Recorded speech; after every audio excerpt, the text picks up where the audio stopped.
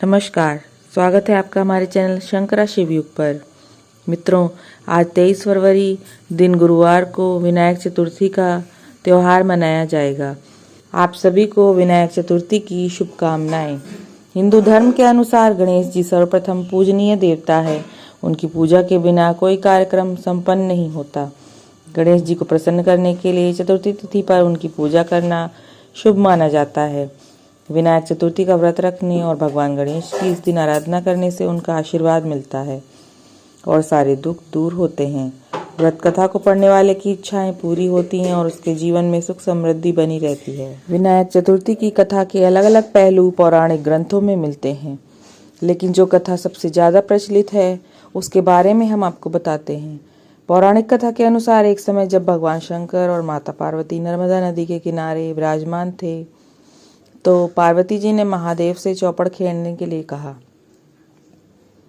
शिव जी तैयार हो गए, लेकिन इस खेल में हार जीत का फैसला करने के लिए कोई नहीं था। शिव जी ने आसपास देखा तो कुछ घास के तिनके बिखरे हुए थे। उन्होंने तिनकों को उठाया और उसका एक पुतला बनाकर उसकी प्राण प्रतिष्ठा कर दी। शिव जी ने पुतले से कहा कि बेटा, हम चौपड़ खेल रहे हैं, लेकिन हमारी हार जीत का फैसला करने वाला कोई नहीं, और इसलिए तुम बताओगे कि हम दोनों में कौन जीता और कौन हारा। इसके बाद शिवजी और माता पार्वती चौपड़ खेलने लगे। दोनों ने ये 3 बार खेला और संयोग से पार्वती जी की जीत हुई। खेल समाप्त हुआ तो बालक से हार जीत का फैसला करने को कहा गया। बालक ने कहा कि चौपड़ के खेल में भगवान शिवजी जीते हैं। बालक की ये बात सुनकर माता पार्वती क्रोधित हो गईं और उन्होंने बालक को अपाहिज होने का श्राप दे दिया। बालक को ये सुनकर दुख हुआ और उसने माता से क्षमा मांगी और कहा कि ये उससे अज्ञानतावश हुआ है। माता ने कहा कि वो श्राप वापस नहीं ले सकती, लेकिन पश्चाताप से ये ठीक हो सकता है। माता ने कहा कि तुम ऐसा करना, यहाँ गणेश पूजन के लिए नाग कन्याएं आने वाली हैं, तो उनके कहने के अनुसार तुम गणेश जी का व्रत करो। ऐसा करने से तुम मुझे प्राप्त कर लोगे। ऐसा कहकर माता पार्वती कैलाश पर्वत चली गईं। वहां नाग कन्याएं आईं तो बालक ने उनसे श्री गणेश व्रत की विधि पूछी।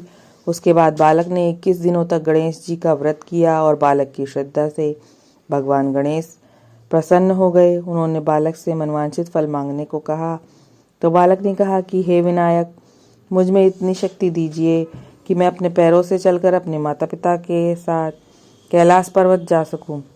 भगवान गणेश ने बालक को वरदान दिया और अंतर्ध्यान हो गए। इसके बाद बालक कैलाश पर पहुंच गया और कैलाश पहुंचने की कथा शिव जी को सुनाई। चौपड़ वाले दिन माता पार्वती शिव जी से भी विमुख हो गई थी। देवी के रुष्ट होने पर शिव जी ने भी बालक के बताए 21 दिनों का श्री गणेश जी का व्रत किया और इस व्रत के प्रभाव से माता पार्वती के मन से भगवान शिव के लिए नाराजगी दूर हो गई। तब से ऐसी मान्यता है कि भगवान गणेश की आराधना करने वाले के सारे दुख दूर होते हैं। जय श्री गणेश।